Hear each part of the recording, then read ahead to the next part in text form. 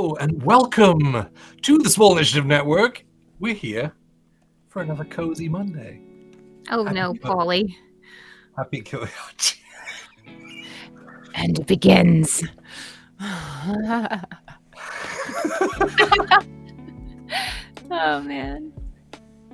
You guys just like to watch Jay sweat. 11 more to go. Thank you, Paulie. Well, okay. Welcome to Cozy Monday. That took me off guard again.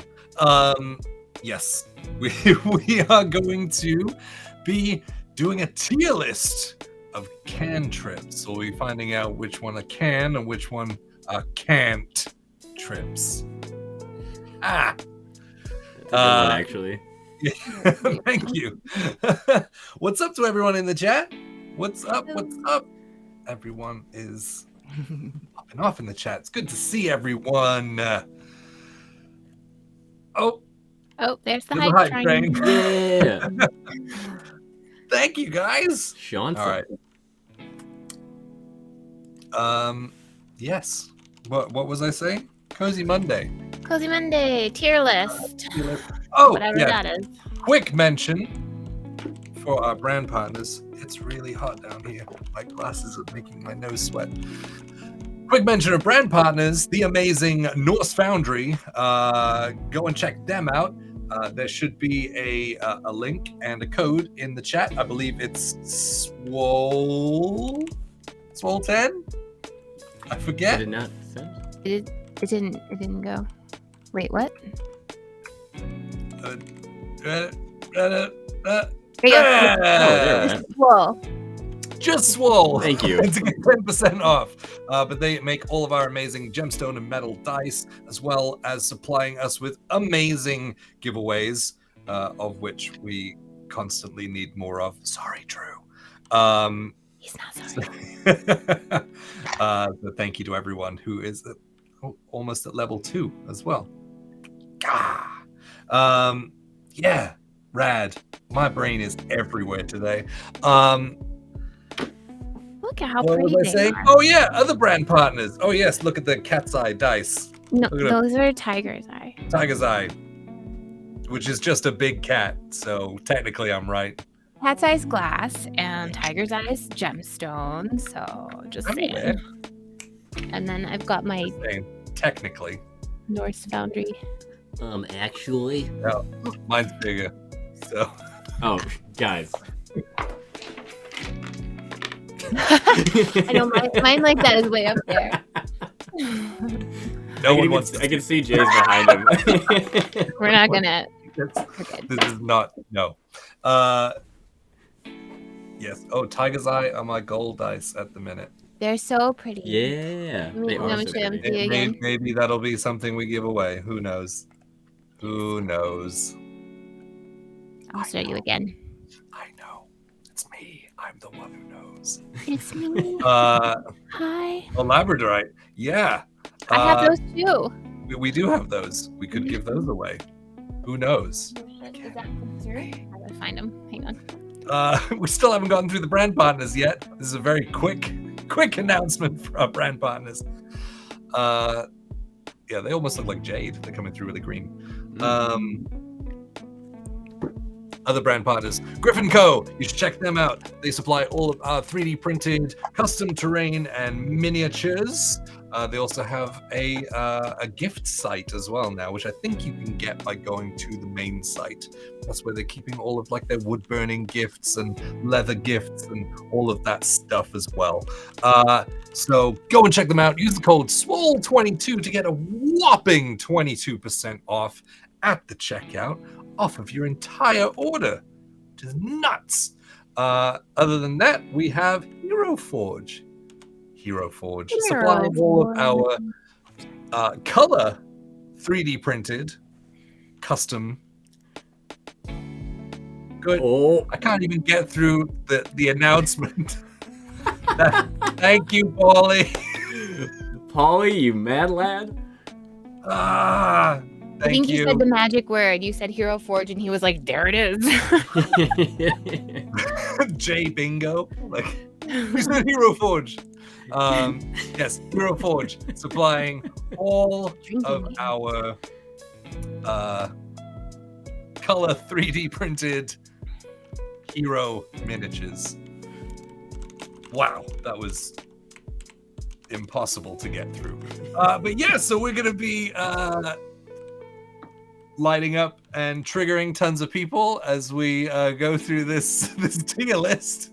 So this should be fun. Yes. Get in the comments, guys. But yes, we're gonna jump in. Mike. Yeah. Hey. Hi. Hello. That's me. We're gonna be doing a tier list tonight, and if you haven't done a tier list before, it's sort of a ranking system. And a lot of times they have very specific niches. Today we're just going to be doing cantrips and just which ones we like for any reason, and we're gonna just arbitrarily rank them. It's not which ones are most useful. It's not which ones are the most power builded one. Just whatever we feel like they should be. Just an overall general ranking of how we feel about them. Even if we just don't like the name, they might get F'd here. We don't know. Yeah, F it. We're gonna F it. Write that down. Yeah, we're gonna get started here. I have another screen we're gonna pull up here. And we have this tier list of all the cantrips. So message is underrated. It really is. I know in the chat we're already starting with, okay, let's do this. So I think we're gonna dive right in. The only thing I will mention really, really quickly is we're just doing Player's Handbook though tonight, right? Yes. We're only doing the original 5e cantrips. That is correct. Player's Handbook. We're not doing like all 50,000 million of them. No, we are not. We are doing. I think there's like 30 of them, 30 or 40, which is, it doesn't look like much down here in this box, but there's a lot. So we're gonna go through these decently quick, I think, or until we're out of steam and we're like we're gonna make it a round 2 next time. So we'll see what happens. Yeah, friends. Starting it off. In the chat, you'll see there's a YouTube link. We're a big YouTube. We're trying to get up to 1,000 subs on YouTube, and that is the last thing I have. Let's go ahead and start it off with the first one on the list, and I'm just gonna put them into C just to start us off, just so we can get them up on the board. And this one is Acid Splash, and Acid Splash, and I'll go through these with the definitions too, just so we know. Acid Splash is, it takes an action, 60-foot range, a vocal and somatic component, does acid damage, it's a conjuration spell, and it causes a dex save. It's a bubble of acid. You choose 1 or 2 creatures you can see within the 60 feet. If you choose 2, they have to be right next to each other, and the target has to succeed on a dex save or take 1d6 acid damage. And we're only going to be doing the damage at the first level. So they do scale at 5th, 11th, and 17th, but for first level, it's 1d6 acid damage. How do we want to approach this? 1d6 is pretty shitty, especially for a suck or save. Yeah, but in my opinion, if you force a save, it should be pretty bad if you fail. 1d6 doesn't really scream that bad. That's true, but you could hit 2 people with it. True. So it has a bigger, you do 6 points of damage to 2 skeletons that are standing next to each other. Yeah, I think as a rule, again, I think you're exactly right, Bets, where if we approach this as level 1 characters, not bad. Hey, CB. Hey. Oh my God. Justice for True Strike. S Justice tier. for True Strike. That's funny. Oh man. I would say this is probably very middle of the road. Yeah, I agree. See, I think right where you got it. I think that's good. Okay. We're gonna start it here and we're gonna end it here. Acid Splash, official, locked in. C tier for Acid Splash. It's cool thematically. I saw someone say that in the chat. Very cool for thematic spell. But yeah, depending on what you're playing, like what you're role playing as, like it could be really cool. Like if you're some kind of lizard creature and you just spit acid out, like that's kind of cool. But yeah, you don't ever have to it's a cantrip. You have it forever and as many times as you want it. So yeah, just run it back. Yeah. So Acid Splasher, see, cool. Next one we have is Blade Ward. So Blade Ward's a pretty cool one. It's a protection spell, essentially. That's how I see it. Protection fighter spell. It's an School of Abjuration, vocal and somatic components. It lasts for 1 round. You extend your hand and trace a sigil of warding in the air. Until the end of your next turn, you have resistance to bludgeoning, piercing, and slashing damage dealt by weapon attacks, not magic attacks. Right, but like you basically turn into a barbarian for your turn. That's pretty dope. That's pretty good. And but it only lasts for 1 round too, though. So that's but it's a cantrip. So what is it? It was an action. You really wouldn't want to do that every single time, unless you have a really dope bonus action. Yeah. Anyways, that's true. I think it could be pretty good. I think this is situationally good.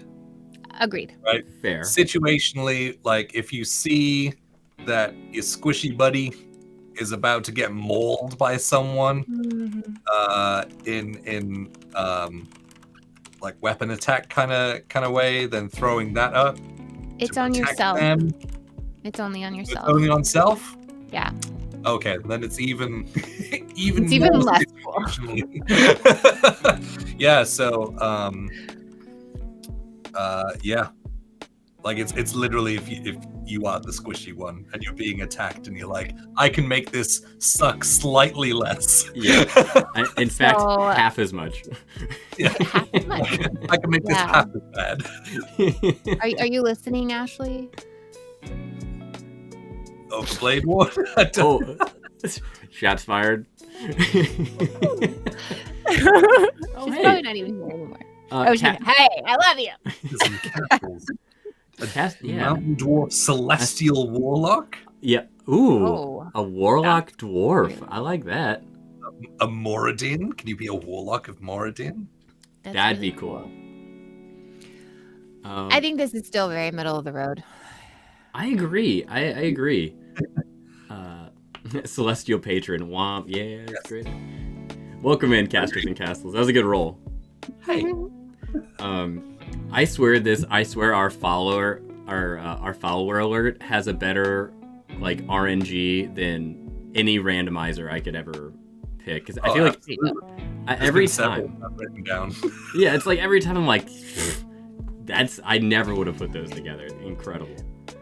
If it were a bonus action, it would be OP. Yes, it would. Yes, because you just cast it every damn turn. Yeah, every single. And you just got a Modern Saint barbaric wizard at that point. Right. Yeah, I love that. Maybe because it's an action, maybe it is more of a D. A D tier? Okay. I mean, it's self only and it's an action. Like it's going to be used not often. That's true. That's true. And coming at you as a very situational. You're the mage. You're very squishy, or you're the mage and you're down to X amount of hit points, and that's like the only thing you can do to save yourself for another round. Yeah. But then you've still got to try and get away. So if you don't have any like teleportation spells or anything like that, then what you gonna do? Smoothie. Hey, oh my God, we did it, buddy. There you go. We did it. We did it! Adrian! Smoothie coming in for the win. Thank you so much. Holy crap. And we got a follower that was a half elf, like half drow. I didn't see the rest of it. It went away too quickly. But that sounds very familiar to me. I love that. Yes, Smoothie. Thank you so much. We've gotten to our goal. We've gotten to 190. For the love of God. That's in 1 month. Guys. You guys are so lovely. I'll go ahead and get that. Do I put another goal up? Yeah. Yeah, I guess. 120, baby. What it do, baby? 120? Yeah. Backwards? Let's see here. What? Oh, 220. Yeah. Oh, brain.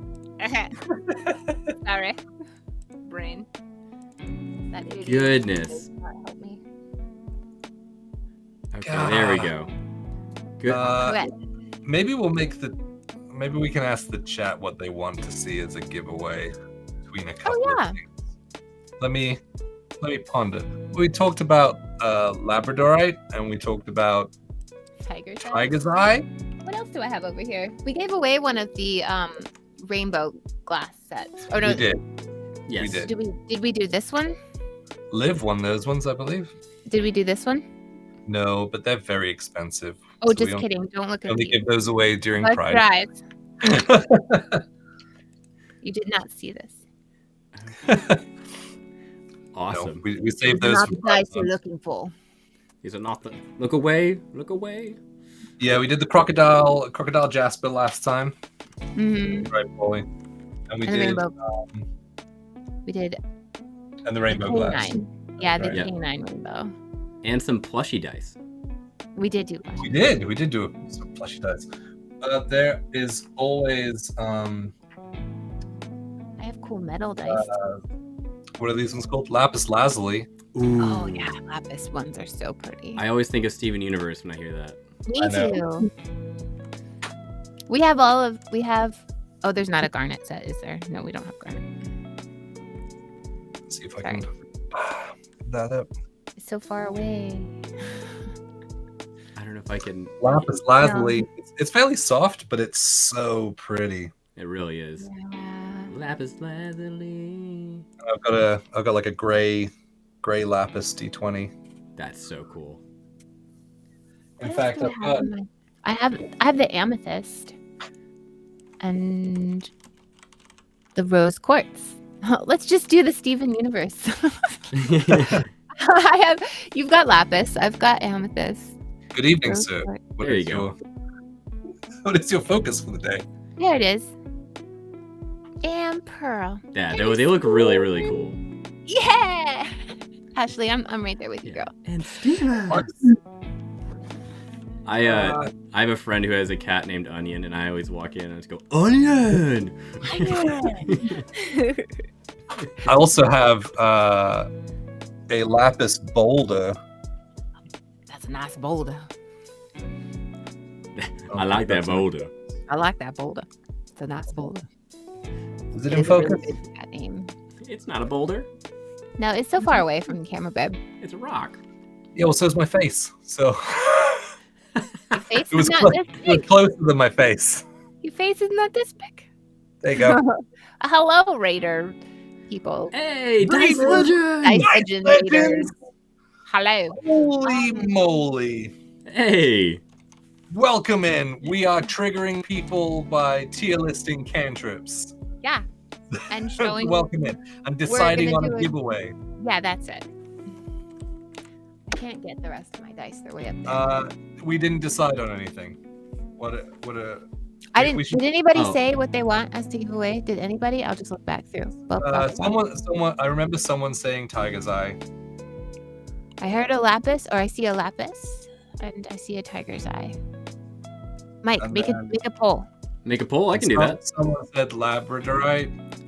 Yeah, And- that's the one I was showing. A lapis. Okay, so lapis and Tiger's Eye. Are they my, not Labradite, right? No, Okay. no, just the lapis and the tiger's Is eye. that but one I made will of- show you. Are those made of dog? Yep. Labradorite? That's Labradorite D20. It's got that dog in it. The dog. Dude, you sent me that meme, I was losing it. Oh yeah. Oh my gosh. You can kind of see the blue bits in that one better. Yeah. I completely forgot the second one. Lapis lazuli, what was the other one? I laughed too hard. Tiger's eye. Tiger's eye, thank you. All right, we're putting a poll up in the chat for 1 minute. HD is strong in this Yes, stream. it's real tough. It's real tough, gang. Yeah. What dice should we give away? The lapis lazuli or the tiger's eye? If you have channel points, or what we like to call them here, flex points, down in the bottom left of chat, you can use those for additional voting power. I'll go ahead and start the poll. You have 1 minute, get after it, and we'll see which dice we give away. You do have to be in the US to win these because shipping and laws and such. And you got to be here when we call it. there it is. Else we move on. I love it. Vote. Vote in the poll, not in the chat. Oh, it looks like it's happening. Yeah, oh yeah. We got some votes. Oh, we got 12. We got Lapis Lazuli with 12 and Tiger's Eye with 5. Oh, it's moving too fast. I can't do a play-by-play. They're both moving together. Goodness. 16, Somebody's like dumping 17. their channel points. Hey, that's what they're there for. That is true. Points. The more you watch, the more voting power you get. Yeah. I've done that before. I have too. Like I'm always here.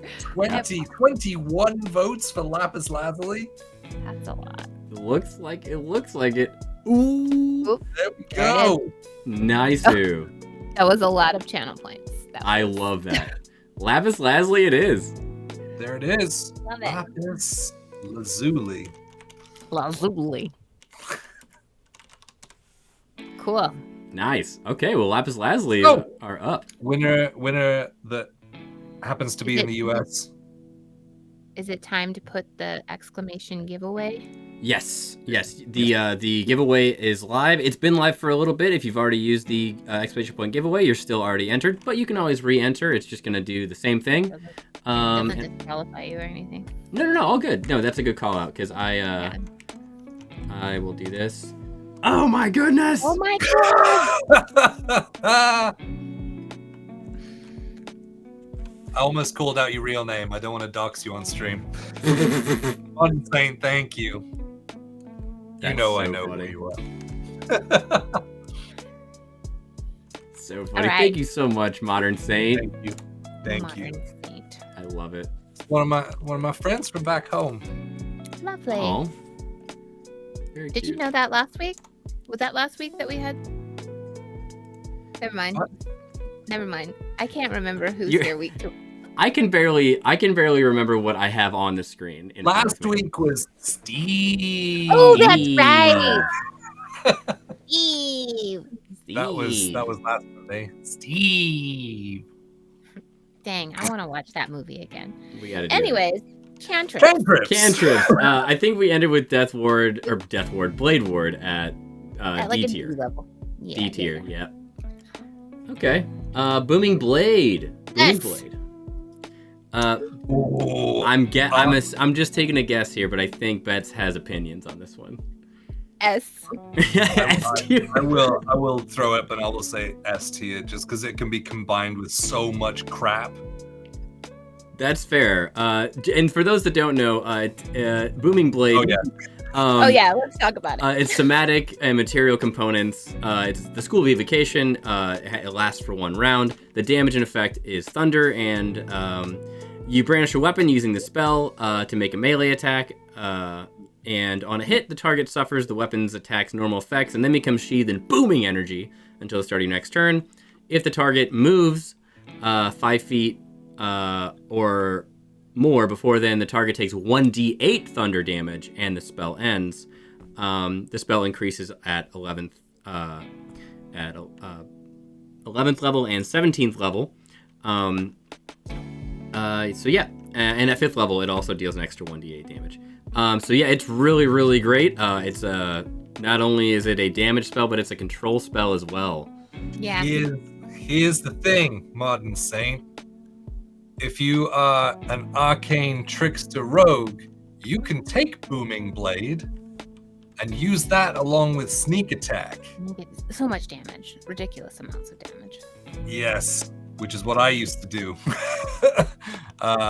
Playing Jasper, the half gnome, half goblin arcane trickster. Yep. Yeah. That used to be nuts amounts of damage.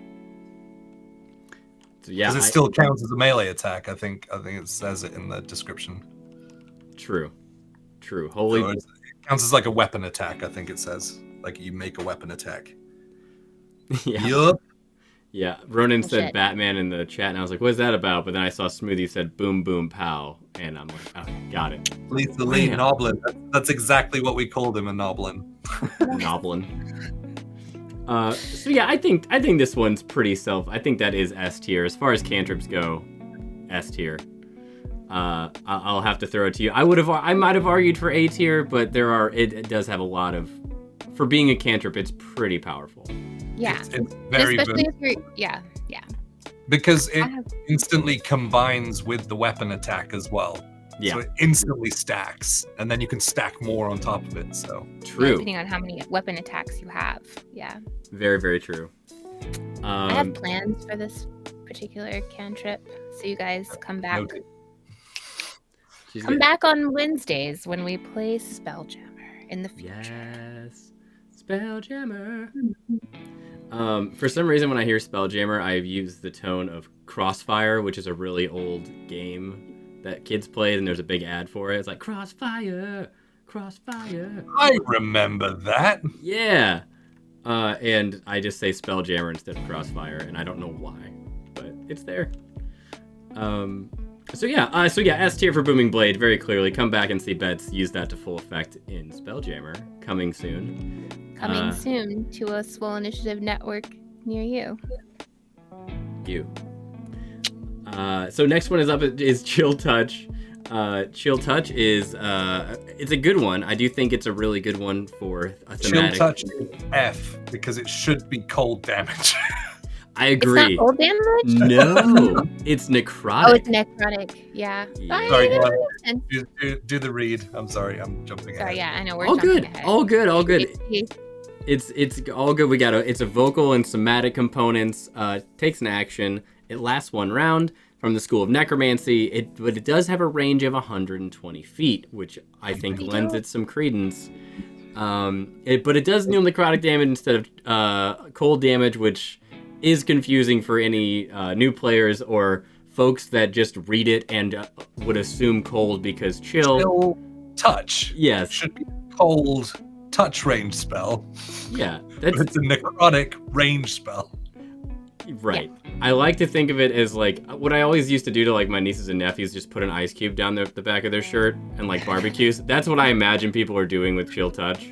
I'm just like I think what it like, well, in my mind, I play a Grave Domain cleric like every week though. So in my mind, I think of like when you're in a cemetery or in a spooky place and you know that there's spirits around and you get that like raised hair on the back of your neck and you're like, there's definitely some shit happening around me right now and I don't know if I really want to pay attention to it, and you get like shivers and stuff. That is what I think of with Chill Touch. But of course with actual necrotic damage, it's sucking the life out of you. But yes, that's but excruciatingly painful. Yes. Much more painful. Yes. Lots of pain.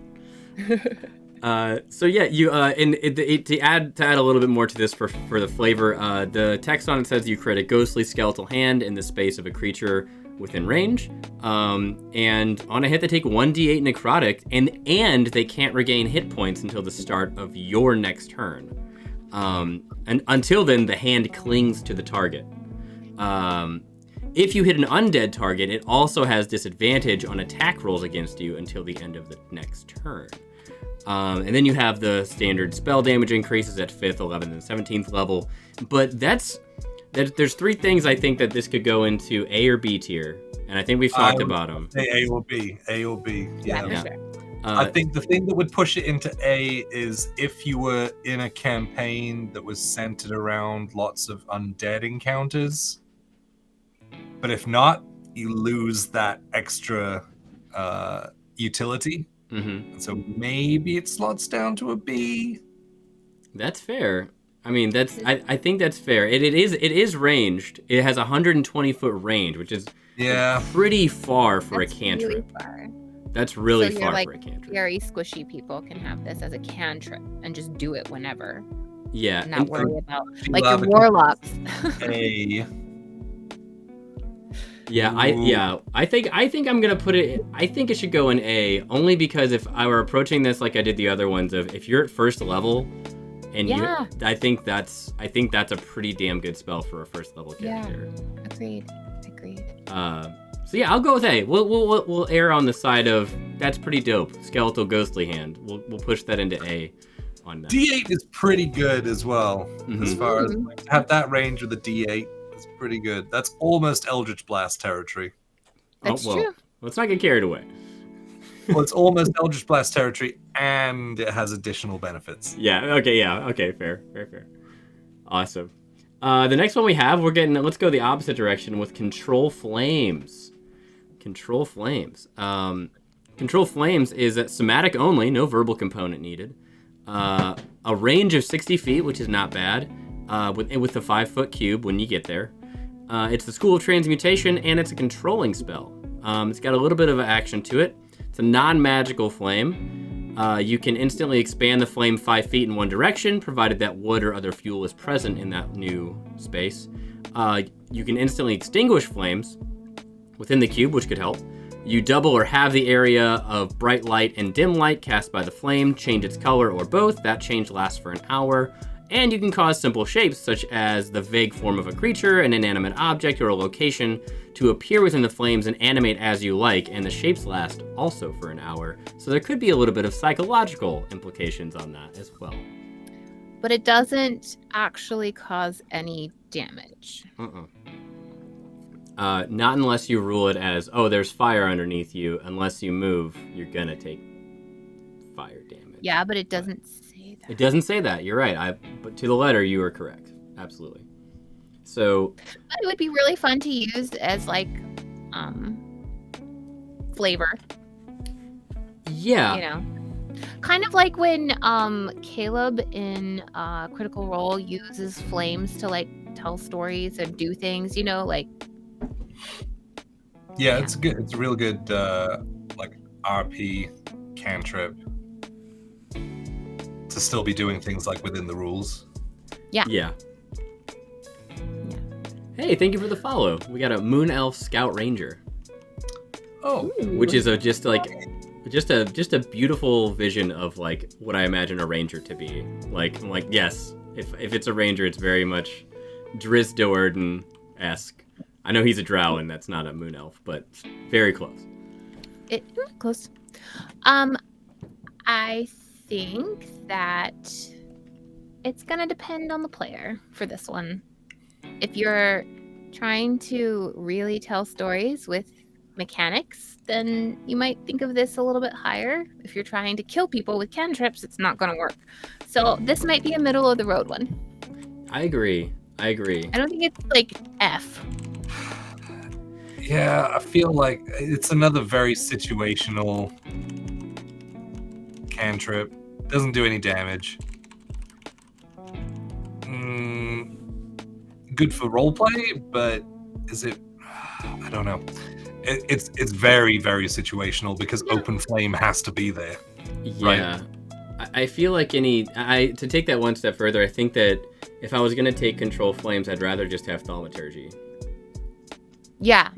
I mean, yeah. Or Prestidigitation, you know? Yeah. So I think it's D tier, personally. Okay. That's fine.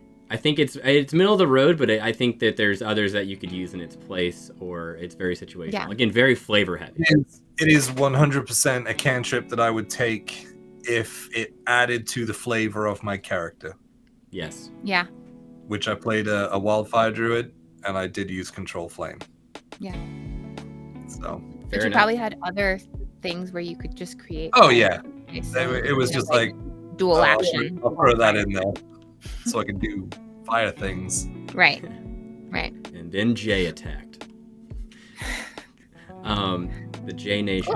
TC Harmon 74 never quite understood cantrips. So cantrips are a non-leveled spell. They're a level 0 spell, so they don't require any spell slots, which means that you never run out of them, which is cool.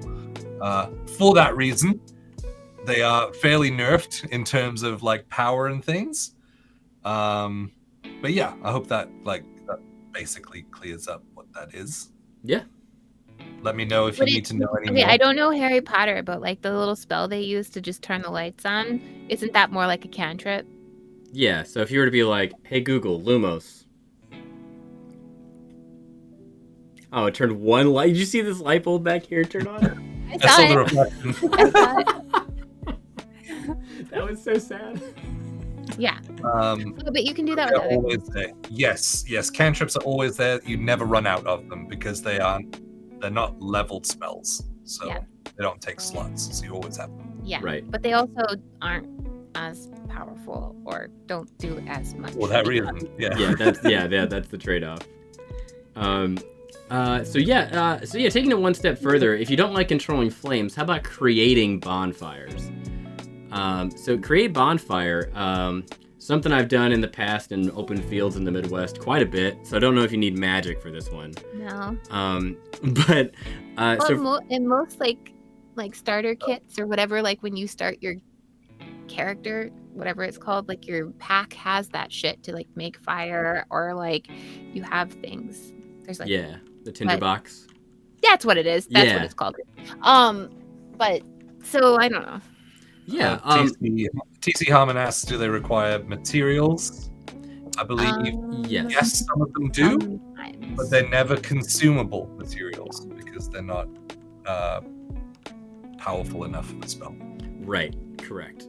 And so for create bonfire, for example, there is a vocal component to it that you have to have, and a somatic one. So, which makes most sense here for create bonfire, because if you were underwater, you definitely couldn't cast it. But it has a range of 60 feet. Again, 5-foot cube when you get to that 60-foot range.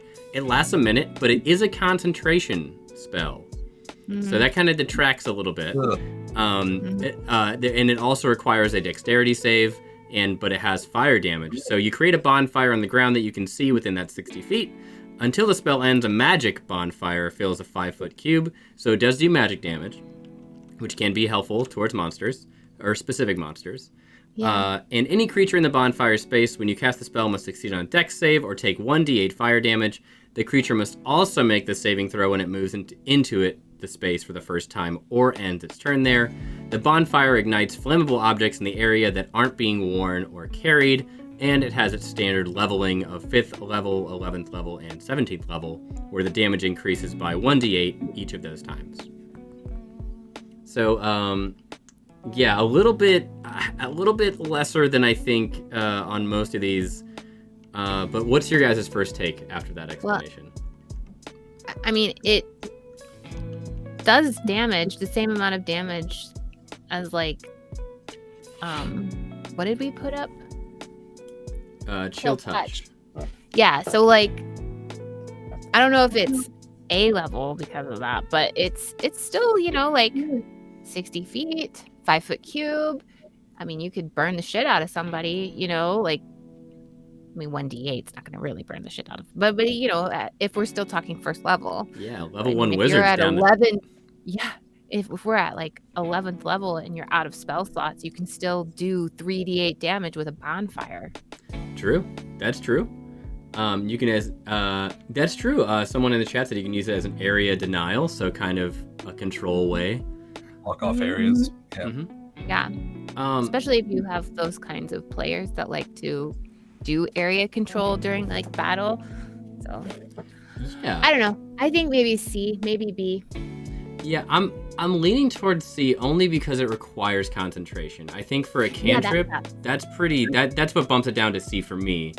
Yeah. Requiring that concentration. But especially because we're only looking at first level, like the first version of them. We're not looking at the scaled version. True. Yeah. Yeah. So I think it is middle of the road. I think it has some utility with control. I think it has just general utility for exploration. But I think a lot of those are mitigated by other items that you could probably find commonly. So yeah, I think C. I think C is a pretty good slot for that. What do you guys think? Yeah. Okay. Agreed. You got it. Create bonfire locked in at C. Okay, here's a fun one. I think, Bets, I've seen you use this one. Dancing lights. A million times. Yes. I do love some dancing lights. It's a really good cantrip. Like, I was playing a magic a wild magic barbarian that was also a drow, and being a drow allowed me to have the cantrip. So I could control shit happening and then beat shit up. It was awesome. And they would have what was it, disadvantage? Yeah. Yeah. Here, I'll run through it really quick. So Dancing Lights, an evocation spell. It has a range of 120 feet. It is vocal, somatic, but does have a material cost. It doesn't do any damage, but it is very utility-based, kind of like what you were saying, Beth. You create up to 4 torch-sized lights within range. You can make them appear as torches, lanterns, glowing orbs, however you want. Very flavorful. For the duration of the spell, which is 1 minute. You can also combine the 4 lights into one glowing, vaguely humanoid form of medium size, which I always forget about. Yeah. Whichever form you choose, each light sheds dim light in a 10-foot radius. As a bonus action on your turn, you can move the lights up to 60 feet to a new spot. The light must be within 20 feet of another light created by the spell, and it winks out if it exceeds that. It also is a concentration spell. Yeah, with my particular situation, I wasn't able to rage and use dancing lights. So there were many times when I chose to not rage to get the advantage on people. Yeah. And I had advantage on, oh, hey, Polly, thanks for that. Jesus. Holy shit. Polly, you are a monster. But yeah, so my gosh. I don't know. It's pretty. Good lord. That is wild. For me, even though it's concentration, yes, thank you, Polly. For me, even though it's concentration, it's more of like a B or C. Yeah, I think Do a lot. Yeah, I think it would go to C. I don't see anything that it causes disadvantage. Was that something unique to you? Oh shit! Does it not do that? No. Oh, I think we're been- thinking of guiding lights on that one. Or no? Mm-mm. Or guiding bolt? Maybe I'm thinking of different. Maybe you're thinking of fairy fire. Ah, shit! That's the one I'm thinking about. Yeah. I did have okay. this, and I used it all the time. Yeah, dancing lights is fun though. I will agree It with is you there. fun for RPing and stuff. Like you can make it whatever Not just color RP, but on the rare occasion that you choose a race that does not have dark vision. That's Yes. true. Agreed. But if you actually play dark vision the way it's written, and it's not just like, boo, I see it like it's daylight, having that lift up to basically daylight at that point. Right. That's a big is very advantage. useful. Yeah. Because I believe dark vision is like grayscale, right? Yep. Mhm. Grayscale, and generally not very far either. Like, I think you basically pick up on movement, but you don't really see what it is, and everything's in grayscale. Yeah. I think that's the way it's worded. So essentially, if you go into the Underdark, you are stepping into a world before like Technicolor. Yeah. So it's just a 1940s Yep. television. It's the Wizard of Oz. Yeah. In reverse. Right. Yeah. Before the good parts. I really wish that I had thought about this humanoid form of glowing medium size. I wish that I had thought about that in the times that we were using this cantrip on the regular, because it would have been really funny to have like a giant dog or something that was like, because giant dog, but medium would be like a human size, right? Like a elf size human. It's like a dog man. Yeah. Yeah, it would be funny. Part dog, part Anyways. man, part Or light. whatever goes along with your character, you know. Part dog, part man, all Yola light. would have a giant puffin. Oh yes, A that would glowing be puffin. great. Anyways, Yeah.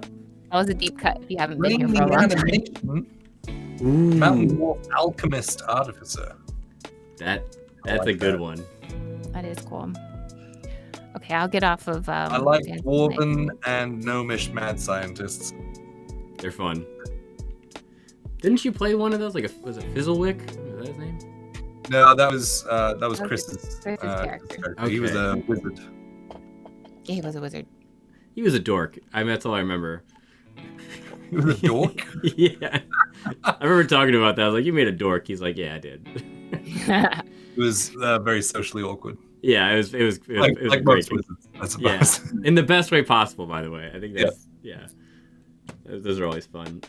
Here's one of my absolute favorite ones, actually. Druidcraft. Yeah. That's a good one. Love. Druidcraft, very quickly, transmutation spell, has a range of 30 feet, vocal and somatic components. Pretty much control. It's a nature spell. You create one of the following effects: a tiny, harmless sensory effect that predicts what the weather will be at your location for the next day. The effect might manifest as a golden orb for clear skies, etc., etc., falling snowflakes for snow. And that effect lasts for 1 round. You can instantly make a flower blossom, a seed pod open, or a leaf bud bloom.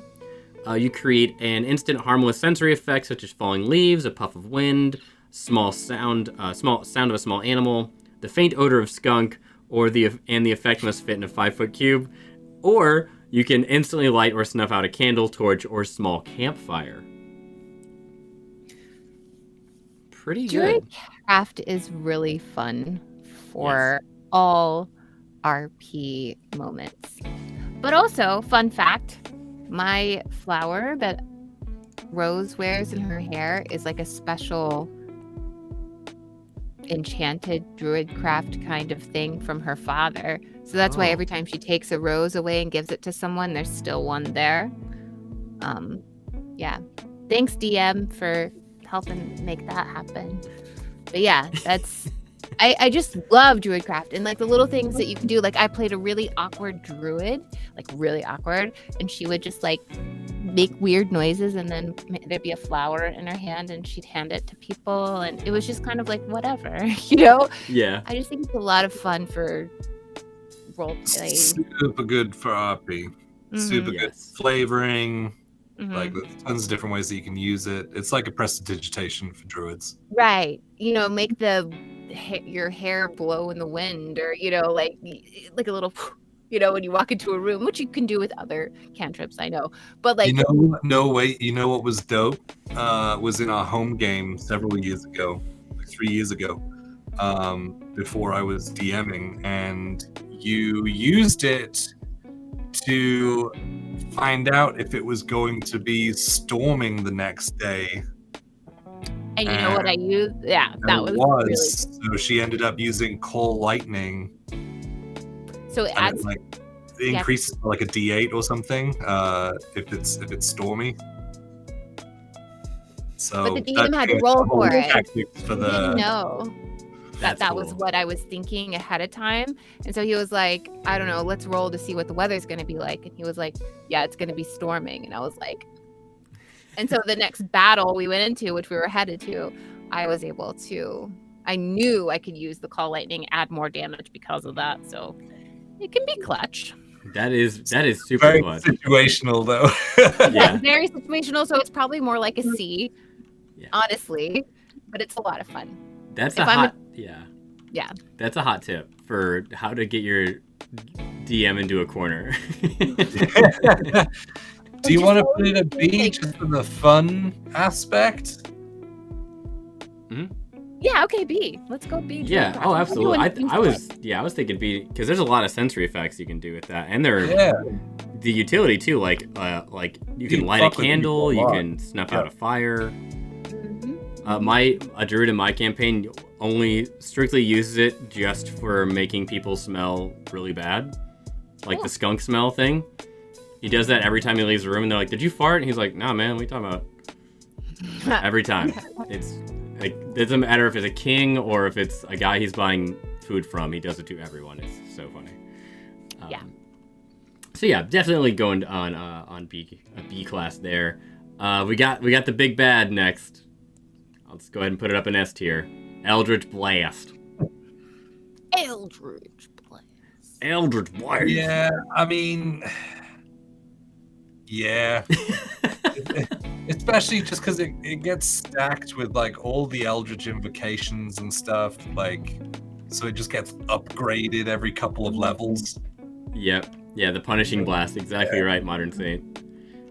is it agonizing blast? Yeah. Plus you add your charisma modifier to it as well to the damage. Yeah. Yep. It's literally why people build warlocks. So Just to bitch slap people with Eldritch Blasts. That's Yeah. it. yeah. And it's really fun to flavor for your character. Like with our campaign that we were in with Mike, Lucius took it as a bard, as a cantrip, but you were able to flavor it with your tuning fork. Is that how you did it? Yeah. I had a tuning fork that I You were would playing the bard. that I would hit against surfaces. Yeah. Which is cool. Yes. Yeah, you flavor that So bard so cool. Yeah. I know. Yeah. I love Lucius. But yeah, I took Magic Initiate as my first feat, so was able to grab some extra stuff from warlocky things. So dope. Eldritch Blast, and just for posterity, I'll read through it. Eldritch Blast is an evocation spell. It's a range of 120 feet, vocal and somatic. It does force damage, which is incredible as a cantrip. But a beam of crackling energy streaks towards a creature. Make a ranged spell attack. When it hits, it does 1d10, which I think is the highest cantrip damage you can do, I believe. And then, it creates more than one beam when you reach higher levels. So not only does it already do a d10, but it creates multiples of that. So, and you get to 4 beams. Modern Saint says, Toll the Dead. I would say this is the highest damaging attack roll cantrip. Yeah, that's true. Because I know with Toll the Dead, you get a d12 if they're already injured.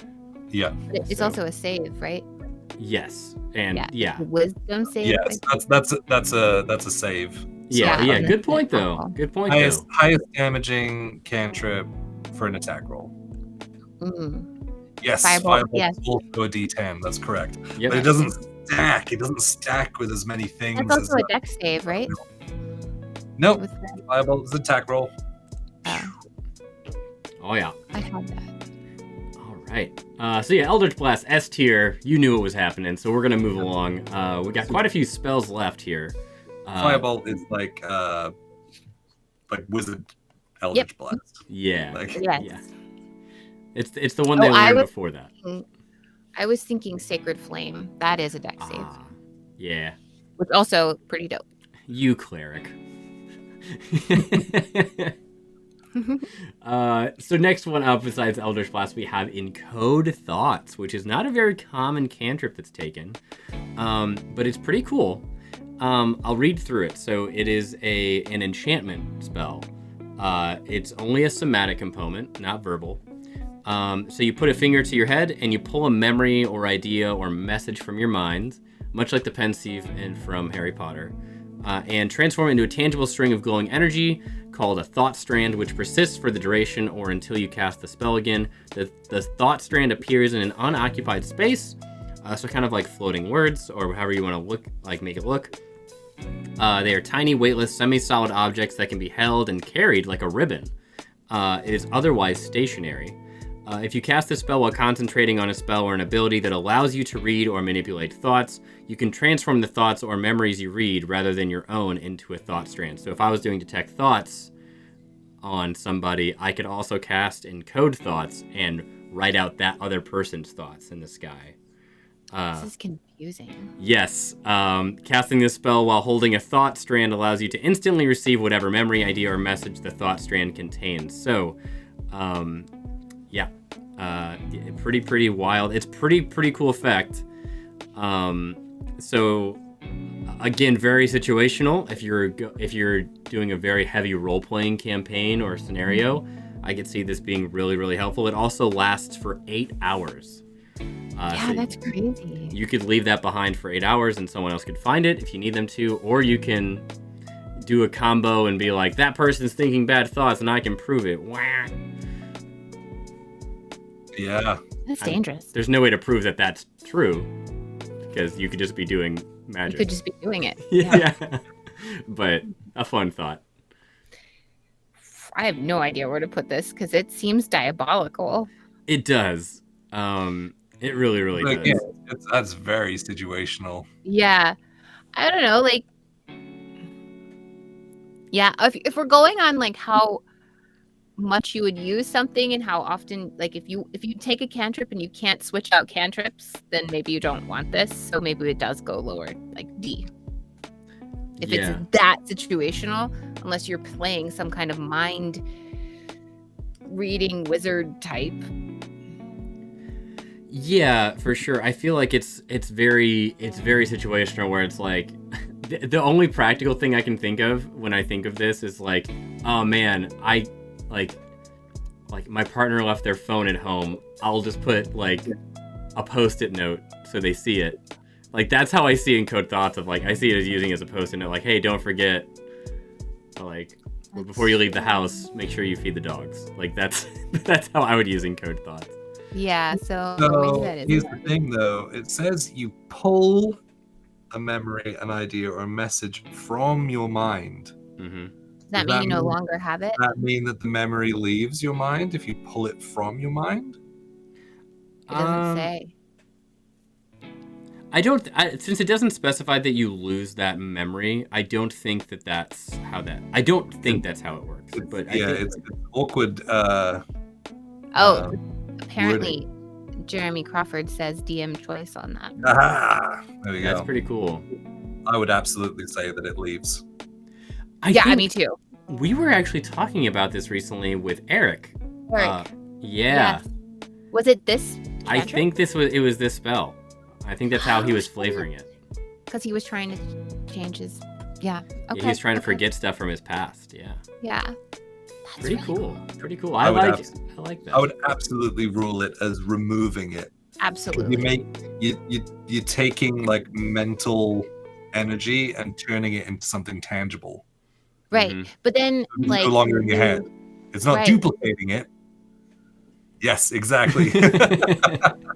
There's so much story there as well. Like you dive into why are you completely trying to forget something about yourself? Why are you like you could really dive in to what trauma do we need to talk about here? You know what I mean? And that can be a part of the conversation as long as everybody at the table is okay with that conversation.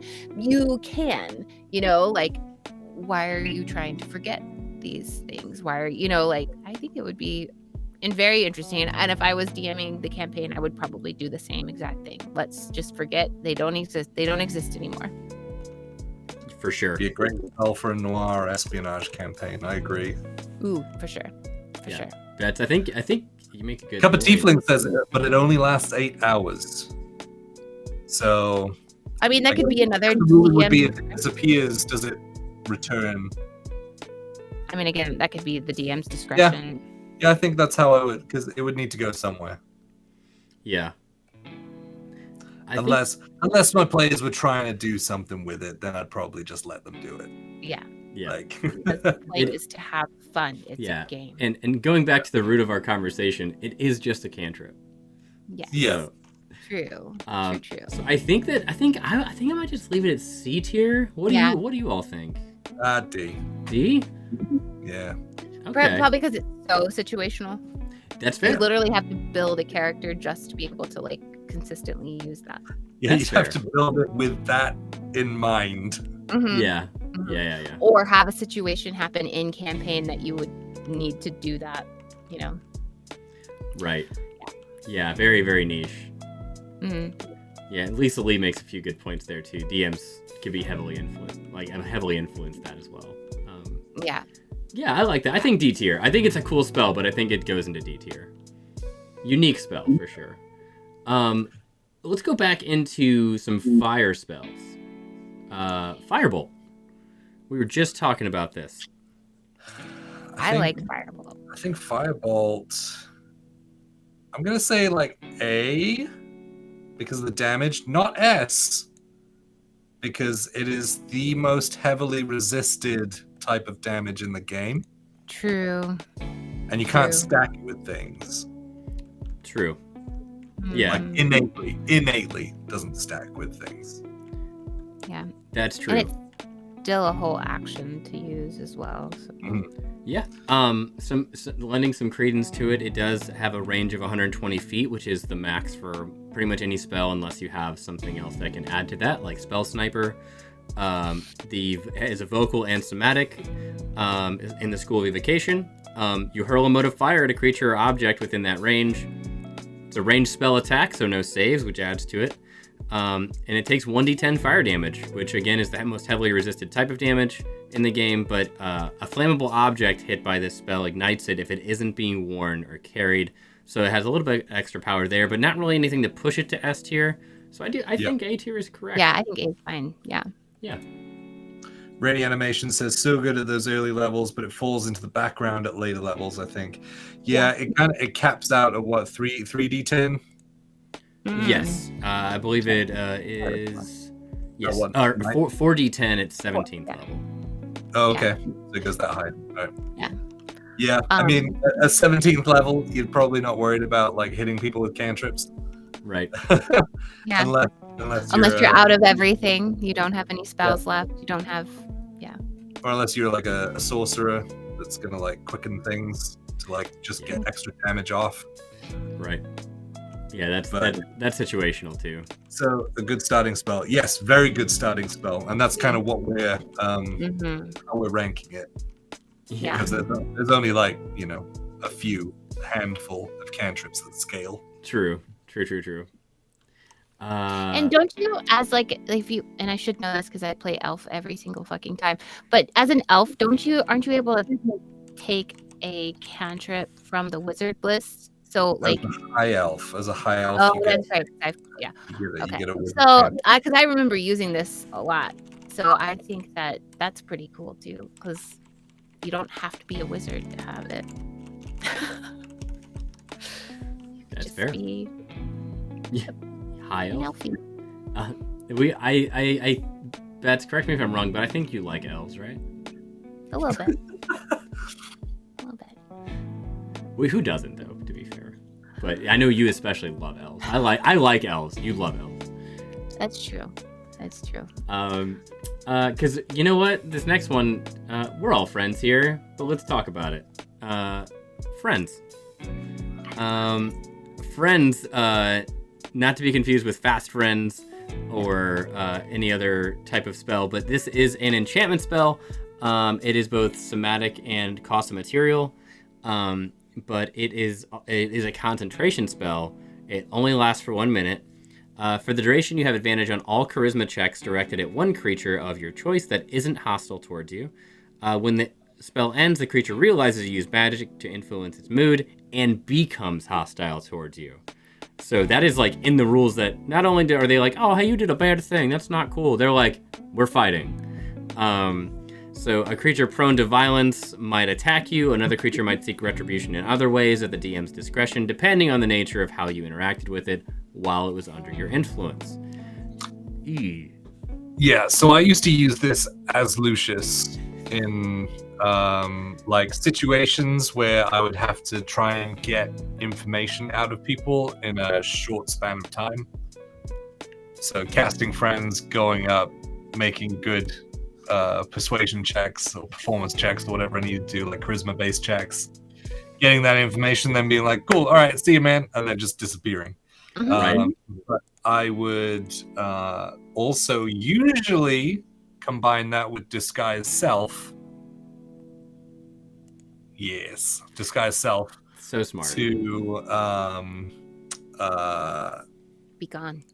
Well, to look like someone that they would trust. Yeah. And I think because I took the actor feat. Yeah, the actor background. The actor feat. Yeah. I had advantage when I was portraying someone else on all charisma checks. So it would be like, you can do that anyway. Yeah. But advantage doesn't stack. So either one. No. But it doesn't hurt to be like, I'm definitely looking like this person. Yeah. We're definitely friends right now. if you don't have someone to imitate, it's a nice way of like bumping that advantage up as well. Absolutely, yeah. It is a little bit of a situational thing, but it can come in clutch when you need it to like it. I feel like it's that Jack Sparrow mentality of we have to fight to run away. Like I have to like, hey, we're gonna be friends really quick. I'll be right back, and then just haul ass as far away as you can for 60 seconds. Yeah. So yeah, I think it does. As a cantrip, I think it does have its. Does it turn a hostile person into non-hostile? Is it that strong? No, it just says it only works. Like that. Yeah, it only works against creatures who are not hostile towards you. Mhm. Yep. So you couldn't use it like that. Yeah. Because that's more like charm person, Or charm monster. Calm emotions as well. Right. Like Yeah, Captain Cowboy, you could rule it that way as a DM, where no matter what, the magical effect allows them to recognize you, regardless of disguise. That'd be such an evil DM choice to make. That is mean. I would say that they knew the spell was cast on them, and so anyone who was just talking to them and trying to curry favor, they would, like, unless they were a dumbass, like, they'd assume that it was that person. Right. Yeah. I agree with that sentiment. If you like cast friends and just have 20 people fades off of you, you know, like. Yeah. Like, you know, when you lose concentration on something, you know when it ends and things like that magical connection. I think you feel that. Yeah. So again, super situational. Are we leaving it C tier or are we dropping it? I think you only really need it if you're building a face character, which is what I did with Lucius. Yeah. I think D tier's fair. Okay. Yeah. All right. Next one up, we have Frostbite.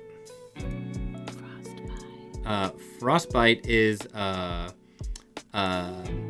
range of 60 feet, evocation spell. It costs a constitution save, but it does cold damage. You cause numbing frost to form on a creature you can see within range. The target must make a con save. Only on a failed save, the target takes 1d6, and it has but it also has disadvantage on the next weapon attack roll it makes before the end of its next turn. And then standard damage increases at 5th, 11th, and 17th level. So kind of mediocre spell. Costs, you have to make them have a save. It has vocal and somatic components. My first thought is C tier. It's pretty standard cantrip. Yeah. The con save is kind of nice. You know, that it's not just dex based. I mean, that makes sense with it being in cold damage too. Yeah. Like, I think most of the cold spells require con saves. Mm-hmm. But yeah, exactly. Rainy. I enjoy casting suckle save spells so that I don't have to roll like to hit a certain number. It's like, no, you got to do it. Yeah. This is on you. Yeah. So it's 1d6 and disadvantage. Weapon attack. If you're at first, I'm thinking of if you're at first level, how helpful is that? I think it's just a standard cantrip. I really do. It doesn't really speak out anything special to me. So I'm like C tier. It's like pretty average. I mean, I would agree with C tier. That disadvantage really does, like, if you have like somebody really squishy coming after you in the next like initiative, and you're like, shit, I gotta do something to both like maybe damage and buff my friend, basically. Yeah. I don't know. I think C tier is fine, but it's pretty cool. Yeah, I like C for that. If you're doing, when like, you look at the other ones that we've got up in like A and B, well, A and S, like I don't think it's anywhere near. It doesn't touch those. So, yeah, agreed. But again, another really fun way to flavor shit. Like if you're playing some like,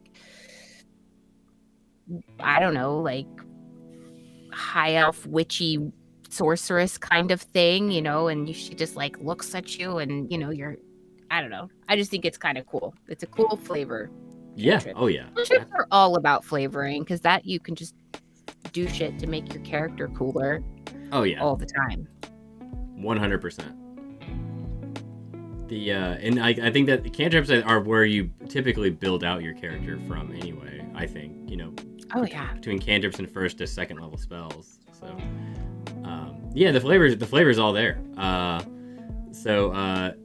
With that, we'll move on. We'll keep it at C. The next up is Green Flame Blade. Ooh. It's a good one. It's a good one. S or A, I'm thinking. Yeah, well, we'll put it up at A. For I mean, now. if we put Blooming Give it a Flame read. up there, yeah. Give Do it a the read. read. We can debate. Yeah, the read here. We got it. It's a somatic, no vocal, but causes you need to have a material.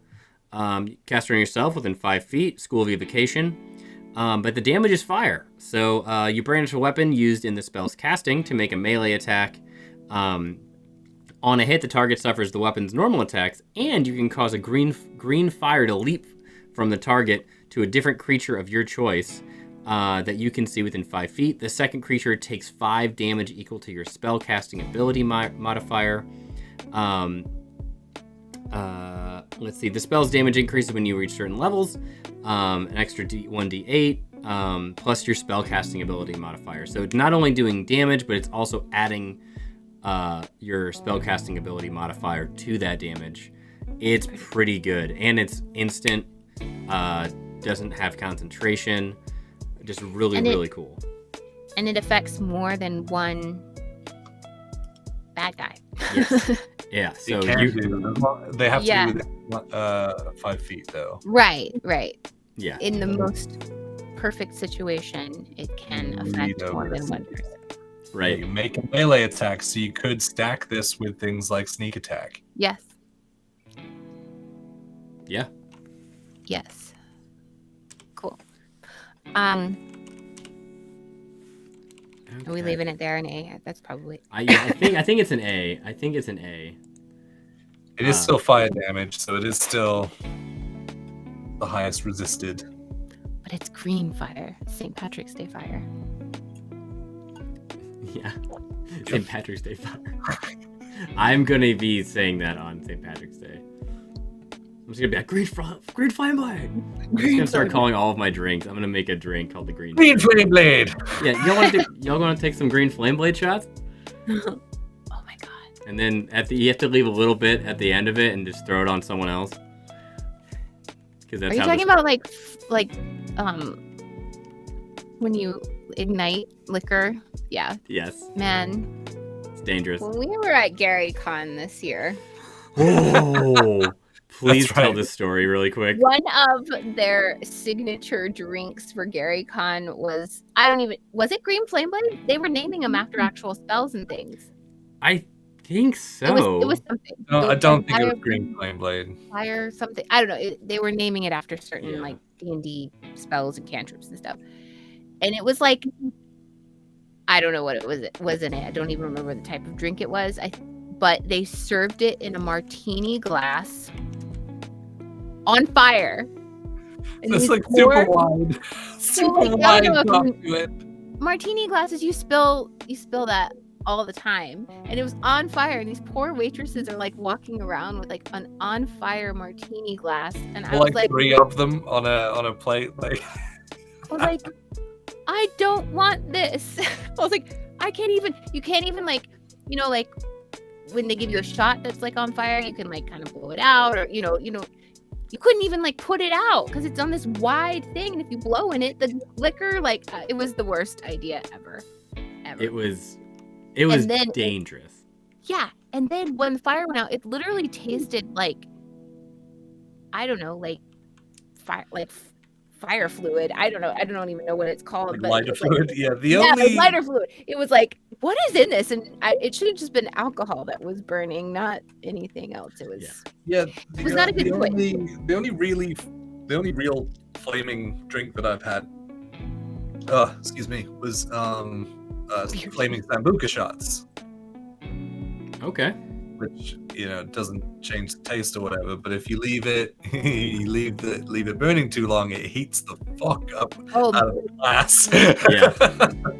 the martini glasses were very hot. I think some of the waitresses actually got like burnt. It was crazy. Yeah, that was. Crazy. Yeah, that was. Lisa Lee was saying a green bell pepper martini would be amazing. Yes. I said jalapeno because green flame blade. Yeah. I've made some peppercini martinis, which are pretty good. Oh, I bet that's so good. They're literal fire. I like a super dirty martini, like completely Yeah. muddled with like a little bit of olive oil on the top. Anyways, You know what's we're up. talking about Cantrips. Yeah. My uncle used to brew like red chili pepper vodka. I bet That sounds. I mean, that's dope. like a Bloody Mary, like a spicy Bloody Mary. Yeah. Heck yeah. Just without the tomato. Yeah, without any watering down. Yeah. Yeah. It was pretty intense. Straight up Bloody Mary. Yeah, that drink should just be called To the Point. Yeah, that's awesome. Someone said they were. I was making a joke earlier about the green flame blade shot, where you drink most of it, and at the very end, since green flame blade leaps onto someone else, you just throw it on somebody. Yes. Yes. Oh, that's true. So don't do that at home. That's a joke. So yeah, green flame blade, A tier, I think. Yeah. Yeah. It's pretty versatile. Yeah. Okay. Next up, we have guidance. Pretty decent. The most spammed fucking cantrip in all of D&D. Concentration, baby. I love guidance, and I would think it's either S or A, to be perfectly honest. As is, yes. Now, 1D&D, the change they made to it in the playtest was that they made it so that if the person who gained guidance, like if you cast guidance on someone, they couldn't benefit from that until the next day. Oh, lame. No. Not in my game. As a player, yeah, you would say that. Lame. Not in my game. But, you know, like, I like it. I feel like it rebalances it rather than people just going, I guess guidance. Well, it's Like, touch. So you already if asked they're for a not check, next to and they're like, you, I guess guidance before you did that. Yeah, it's the no, most retcon. It does have to be called, like, okay, I'm casting guidance. Well, I mean, maybe it doesn't have to be called. But I always try to, because I know Jay, as DM, usually is going to be like, no, you didn't say. So I'm always like, I'm going to cast guidance. Yep. It's one of the most attempted retconned spells of all time. Because, like you said, Bets, it does have to be announced beforehand. You got to be laser focused on what's happening in the story. If you're going to use it, you need to know, like, oh, this person's going to open a door, I cast guidance. You know, like you have to stay ahead of it. Planned action, totally fine with that. Planned action, hey, we're going to do this. Mm-hmm. Hey, I'm going to cast guidance on you to help you with this. Mm-hmm. Totally fine. Totally fine. Or if you're having a conversation and you're like, hey, where did that person go? And they're like, I don't know. And you reach over and touch their arm and cast guidance. And then the DM is like, roll a perception, you know, like, okay, you know, or whatever. It's probably perception. What is it for? It's for ability. Yeah. Yes. Yeah. All the ability checks. You literally can use it for everything. She pulls that because my rule as well, for the same reason, is if you cast a spell, you have to say what the spell is before the save or the roll. And you have to say what level you're casting it at if you're upcasting. Fair. So you can't just be like, oh, it worked? Well, actually, it's this spell, and it's at 9th level. Yeah. Oh, my guiding bolt hit? I cast that at 4th level. Right. No. We call levels and all that. Yeah. There are rules. Keeps you honest. Critical Bard and Code Thoughts is not D tier. Where have you been? Come in Excuse me. and criticize us. You weren't here for the debate. We said it's very situational. Very situational. Yeah. And it could be incredibly clutch for the right character. Yeah, fair enough. Fair enough. I love the wild card of hold on, wait a minute.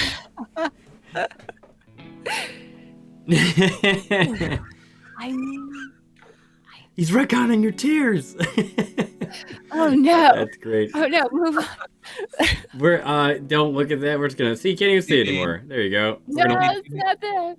CB, you need to get off the fence. Tell us how you really feel about it. Yeah, for sure. Always trying to skirt the line, never giving proper opinions. Yeah, I feel like he's like encode thought should be F tier. We're okay. I love it. Yeah. That could stay there. Okay. Thank you. Thank you. I recently learned that CB and I are both from like the same area-ish, which is wild. Small world. Betty, did you need to introduce yourself to CB? I haven't met you yet. Oh my god, I just wanted to make sure that I took some time to introduce myself as Jay's wife.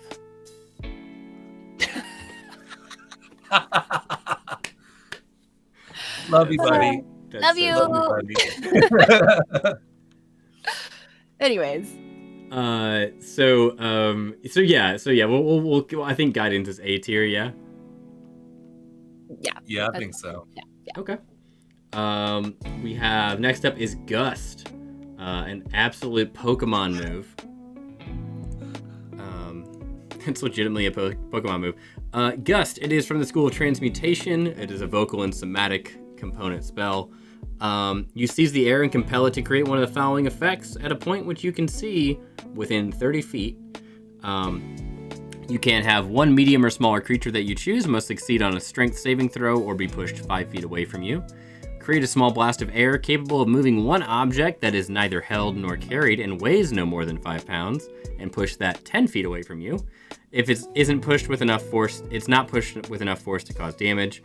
You create a harmless sensory effect using air, such as causing leaves to rustle, wind to slam, shutters shut, or clothes to ripple in the breeze. So a Lucius spell. Yeah. I actually agree with CB on this one. And I think it needs to go in F tier. Yep. Yeah. The only thing I can think of is if there's something everyone's trying to get to, again, very situational, and like you have the power to like push it away further or something. I don't know. I hope this weighs less than 5 pounds. Right? Yeah. Or you push the person back. I don't know. Yeah, Yes. that's true. CB says I have a character with Gust, and it's specifically to honor his air genasi half. Yeah. That's it. Yeah. We were talking about like having those cantrips, which you take as freebies just to flavor your character a little bit. Yes. It's great against those gas spells. Oh yeah. Yeah. Very situational though. Again. Yes. Situational. Yeah, I would say there's if there wasn't other spells that you could take to counteract that. I mean, Gust is a pretty good one, but for that situational, something's got to go on F tier, and it's Gust. So yeah, I think we're good on that one. Picking up the pace on this a little bit. We have Hand of Radiance. CB. Also putting Gust in white against a white background is super ableist. I didn't pick it. I didn't pick this. I didn't pick the colors. It deserves F tier because of that. F tier because of it. Oh yeah. Because it's being so ableist. Yeah, I can't even zoom in enough to actually make it clear. There we go. Yeah, Gust belongs down there. Stay down there, Gust. Get down there. Hand of Radiance. Hand of Radiance.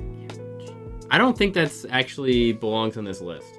No, it's an Unearthed Arcana. I just realized that too. Yeah, it's an Unearthed Arcana. So we're gonna get rid of Hand of Radiance. We're just gonna put that down here.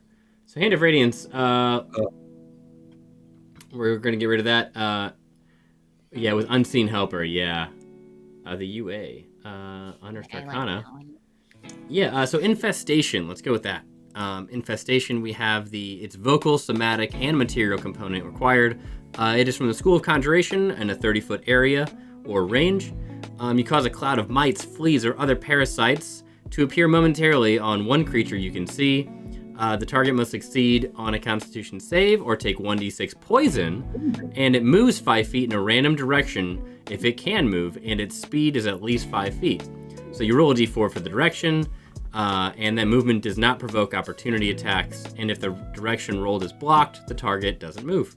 And then it also has standard level increases at 5, 11, and 17. It's another very situational for a specific kind of character. Let's put it with Gust. It is a very situational. I love this spell for. I think I took this for. I think it was a necromancer. Maybe not. Yeah. I can't remember, but I thought it was a necromancer that I was when I took infestation simply for flavor. Yeah. Yeah. I like it. But Yeah, I would argue D tier, but I could see F tier. Yeah. What do you guys think? Go for it. What's your argument for D? My argument for D instead of F is that it does require a character to move in a certain direction, which can really throw things off. Yeah. Force It's a movement con is save as well. good. Blackwater D&D in the house. What's up, guys? Hey! What's up? Hi, friends. So yeah, do you think D tier or F tier for infestation? What do you think? Final verdict. Yeah, D.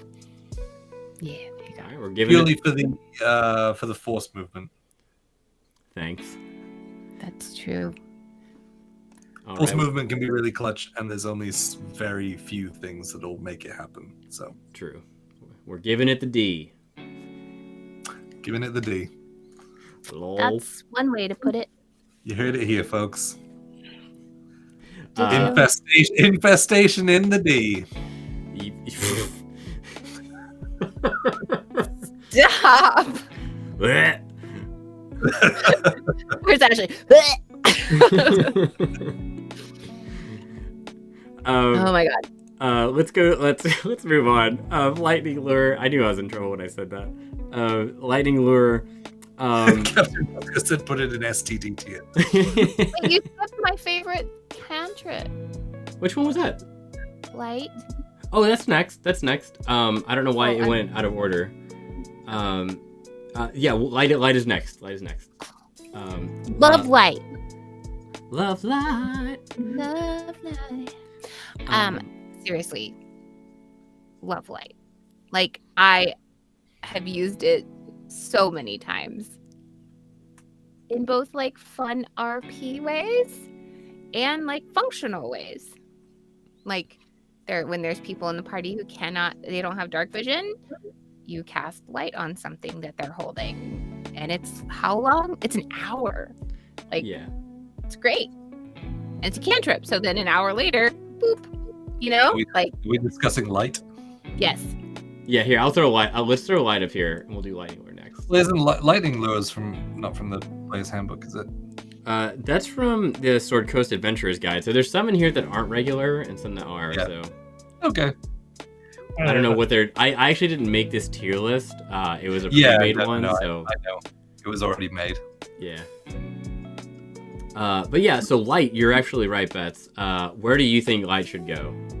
I mean, B, A? functionally, it's going up there, like A for me, but we can go, I'll discuss. But like, again, when you're in a party of people who don't have dark vision, they will tell you, it's clutch. That is true. So reading it off here, it does last an hour, to your point. It does last That's an a hour. long time. So yeah, it's a vocal and it has material components. And you can make it whatever color you want, which is kind of cool. Yeah, the range is touch or 20-foot area. You can touch one object that is no larger than 10 feet in dimension. Until the spell ends, the object sheds bright light, so not dim light, but bright light in a 20-foot radius, and dim light for an additional 20 feet. The light can be colored as you like, so you can set the mood real nice like, or hellish, your choice. Completely covering the object with something opaque blocks the light. The spell ends if you cast it again or dismiss it as an action. If you target an object held or worn by a hostile creature, that creature must succeed on a dex save to avoid the spell. A fun thing that I will add to this in the D&D lore is in the Drizzt novels, the drow and the dwarves fight each other with orbs of darkness and light back and forth, and it's a really cool image that it paints of them canceling each other's light and darkness cantrips just one over the other. Like, it's really, really neat. I just like that. Yeah. But I think it's pretty awesome. yeah, Very fun. Yeah, I agree with it being an A tier. It's very high utility, very low cost, and it lasts for a long time. And can be used in a utility for not only just seeing, but also, I think some folks that mentioned in the chat as well is that you can use it to light some enemies up. Yes. So like if you're able to get close enough, like if you're in a chase or if you're trying to like keep up with someone, casting light on them and it's an hour. They can't do anything about it.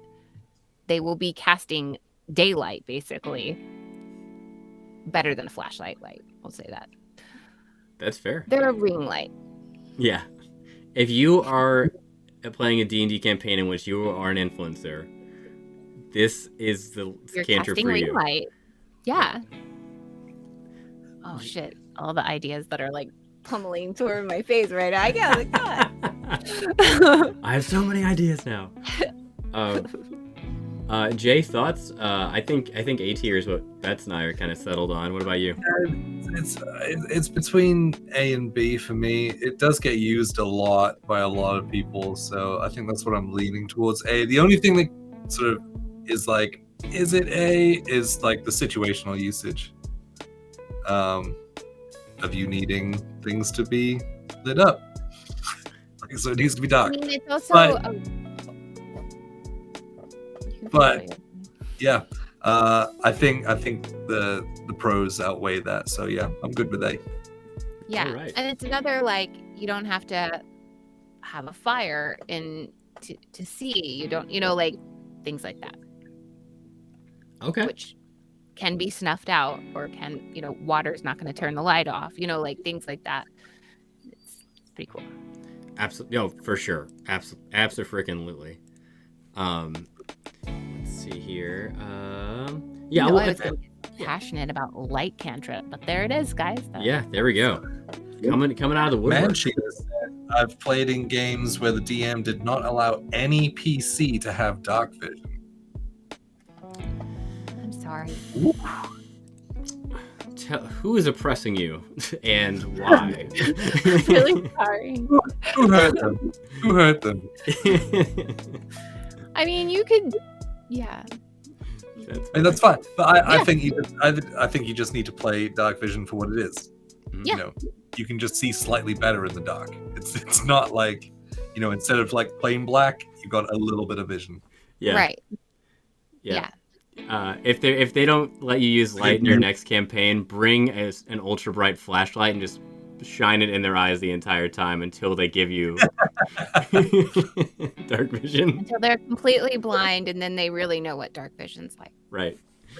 So yeah, follow us for more hot tips on how to vex your DM. I'm only joking. He did say it was a good game. He did say it was a good game. He did say, yeah, it was a good game. I'm sure there's a reason for that decision, of course. But everything happened at night. The same thing. Everything happened in the dark. That was...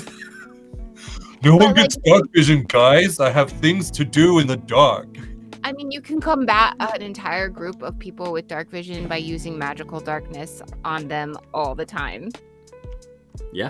Or when you don't want them to really, or they have to like really need to have a special thing to see what's happening, There's ways around making things completely off limits, but anyways. Yeah. I digress. There's a really cool concept that a friend of mine came up with as a DM, and he made darkness gates and light gates. So instead of there being actual physical doors, he put like basically like sections of this really long hallway in darkness and some in light, and you didn't know what was going to be right on the other side of it each time, and it was terrifying. Yeah. Because was it magical darkness each time? Oh shit. Mm-mm. So he would whenever somebody would go through first, he would just like either message them or hand them a slip of paper of like what they see, and they're like, we don't have to look at their reaction to be like, do we all go in or is it a trap? Like what happened? Like, but it's so much worse because it's not an actual door; it's just there. But ooh, crazy. So yeah, friends, I to be completely honest, I don't think we're gonna get through all of these. So I say we split this into half. No. So I say we do a few more of these. Maybe one or two more. Sure. Yeah, I think so. We still got Okay. to give away run and stuff. Yeah, we as got to well. do our giveaway. Yeah. Thank you guys for holding on. Yeah, absolutely. Hang Yeah, out. for sure. Thank you all. So let's go to lightning lore. Let's go ahead and talk about lightning lore. It's a cantrip. It's an evocation spell. You cast it on yourself for 15 feet, and it's only a vocal component, so you could be tied up and just yell it, which is fun. And it's a strength save and does lightning damage. You create a lash of lightning energy that strikes at one creature of your choice that you can see within 15 feet. They have to succeed on a strength save or be pulled up to 10 feet in a straight line towards you, and then they take 1d8 lightning damage if they're within 5 feet of you after that. And then they have the standard level increases at 5, 11, and 17. Yeah. So it's like Thorn Whip, Yeah, basically, but with lightning. yeah, electric themed thorn whip. Yeah. So my feeling with Thorn Whip, lightning lore, is it never goes the way you want it to when you try to use it, and then you just stop. You don't ever use it again. Yeah. That's just been my experience. It doesn't actually do the things, or the part that is kind of sucky is it does cause damage, because it'd be really cool if it acted like an actual whip and didn't do damage, and you were like trying to pull somebody out of into safety or out of danger, like on your turn. Yes, I play a cleric, and this is where my mind goes, but it would be cool to have those kinds of like things without the damage. But that's not what it's there for. It's for damage, and it's like maybe a fighter has one to pull them closer so they can do melee. I don't know. Like, I've never successfully had this cantrip ever. It's another one of those. It's force movement. That's always helpful. Mm-hmm. Yep, absolutely. And yes, it is from Tasha's Cauldron of Everything. Yes, we didn't make this list. This is on a website. I had originally couple thought in this there was that, just the player's handbook. But it says lightning lore is from the Sword Coast Adventurer's Guide on D&D Beyond. Which is it really? Was it reflavored? It says Tasha's on the Wikidot. The Weird. D&D 5e Wikidot. I will say it's both. It probably got revamped or something. I'm not sure, but I'm just looking at the D&D Beyond spell list, so it could be either one. I'm not gonna say it either way because I don't know for sure. It's not in the player's handbook. We can all agree on that. Yep. I would say it's more of a D. D tier? This is because it sucks every time I try. Okay, that's just my personal opinion. Okay, I've tried. At the top of this stream, I did say it's our own opinion on it. Like there's no rhyme or reason. So everyone in chat's now like, give it the D. Yeah, they have a lot. Yeah. That's right. Yeah, I'll roll in solidarity for giving it the D tier. I was gonna say C or D, but I mean I could be an argument can be made for D tier. It does require a save, and strength is a pretty common save for most folks. But you could be using it against a wizard or something. Yeah. Who knows? But Jay, what do you think? Arguments for D tier or C tier? I like the force movement. Although it is situational as to when you would want to drag someone towards you. Cannot be in the same tier as create bonfire. You didn't drop that. Yeah, it's. I like it. Yeah. I like it. I like the flavor of it, just like I like Thorn Whip. But you basically have to be a mix of melee and casting. Yes. In order for it to be worthwhile. Else you've just dragged someone towards you and then you're like, great, now what do I do? Now what? Yeah. Yeah. I mean, plus, if it's an action, you're dragging someone towards you, and then that's their turn probably is next, and that's what happened to me. Right. It's like, oh yeah, while I'm here, whoop-bang. Yeah. Thanks for the boost, idiot. Wow. Yeah. Anyways. Yeah. So yeah, I think D or C tier would be good. We'll leave it in D tier, just as a fan service in this argument. No, I think we'll give it D tier though. For now. But yeah, lightning lure can be used really, really, really well. I haven't had much luck with it myself either.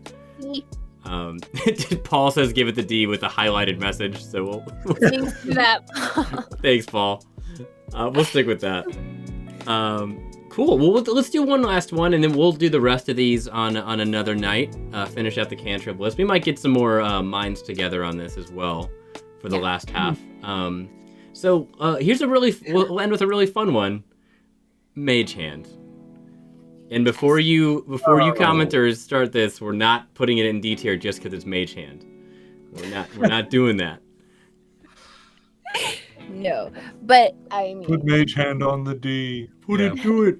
I can hear you. Okay. I can hear you out there doing it already. I can hear it.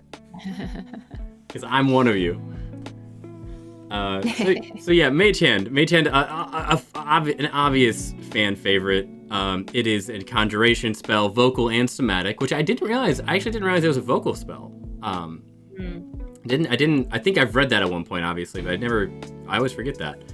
Has a range of 30 feet, very much a utility spell. It's a spectral floating hand that appears at a point within range, lasts for the duration until you dismiss it as an action. The hand vanishes if it is ever more than 30 feet away from you, or if you cast it again. You can use it to control the hand, to manipulate an object, open and unlock door or container, stow or retrieve an item, or pour the contents out of a vial. You can move the hand up to 30 feet each time you use it. The hand cannot attack, activate magic items, or carry more than 10 pounds. so Yeah. it's a ghost thing, like Adam's Family. Yes. It's a ghost thing, and it is an S tier in my opinion. Yeah, I would say like low S, but it's so versatile, and it allows you to do so many different things while not actually being there, like right there, being 30 feet away, and like opening the chest and things in case it blows up. Like, yeah. And if you have a DM that's very specific about vocal component, like being able to actually, I mean, give it a name. Yeah. Call it something. Be like, Harry. yeah, give it a silly name or Harry the whatever. Hand. Yeah, and then you can be like, yeah. My assistant Jim is going to meet us later, and saying Jim, makes it. I don't know. You have to think of really cool ways to get around that shit. I don't think you get to just invent what the the vocal components are. When I'm your DM, you can use whatever vocal components you'd like. Okay. Someone in the chat said Pamela Henderson. I love it. From this day forward, it's canon. No. It would have to be. Wait. I'll type it out at the same time.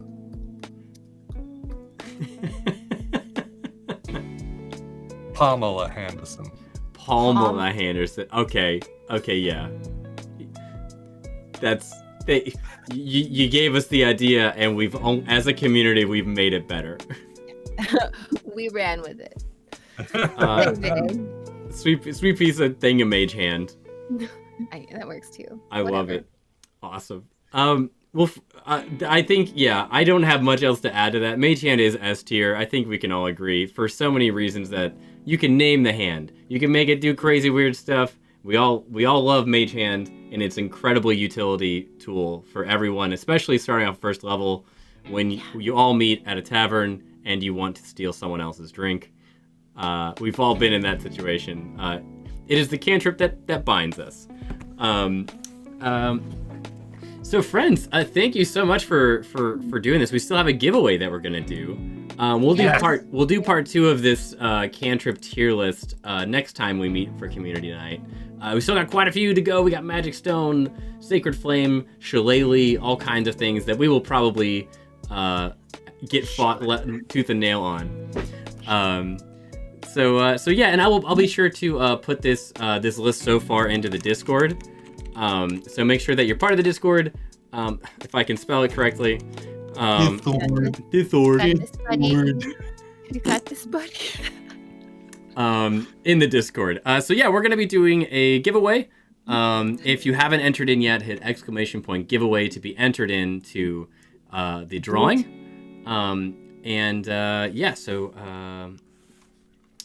Yeah, that's pretty much it. I'll give you another few seconds. And I believe, I think it's, yeah, these dice, the Lapis Lazuli dice. Yes. I have them up on the screen. These are what we are giving away. They're very, very pretty from Norse Foundry. Yes, as long as you're in the United States and you're here, which you're here right now, and we're calling it, so you should be. Yes, so these are the dice. So hit !giveaway, and as long as you're in the U.S. and you respond to our message once you win, these can be yours. Yes, you have to type in the chat. And you have to type !giveaway in the chat, and you have to type in the chat after you win. But enough of me rambling and talking a lot. Let's go ahead and get down to it. We're gonna roll it. Good luck. Good luck, Maybe friends. I'll be ever in your favor. Oh, Wow. sorry. What? Oh no. Oh, I put Rigged. it. Rigged. It's not. We're doing it again. It's not for me. We're doing it again. I don't know Going why. again. I don't know how I even got included in this. I think I entered in the wrong chat or something. Reroll. What the hell?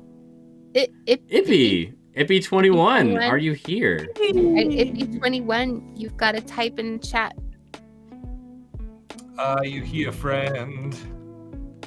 Hey! Yeah. All right. Congratulations. There you go. Congratulations. Just Hopefully. confirming that you are in the U.S. Yes, you're in the U.S., correct, Ippy? Yes. Yeah. Okay, cool. All right. If you're not already, jump into our Discord using the link that is in the chat many, many times over. Click any one of those links and they'll work.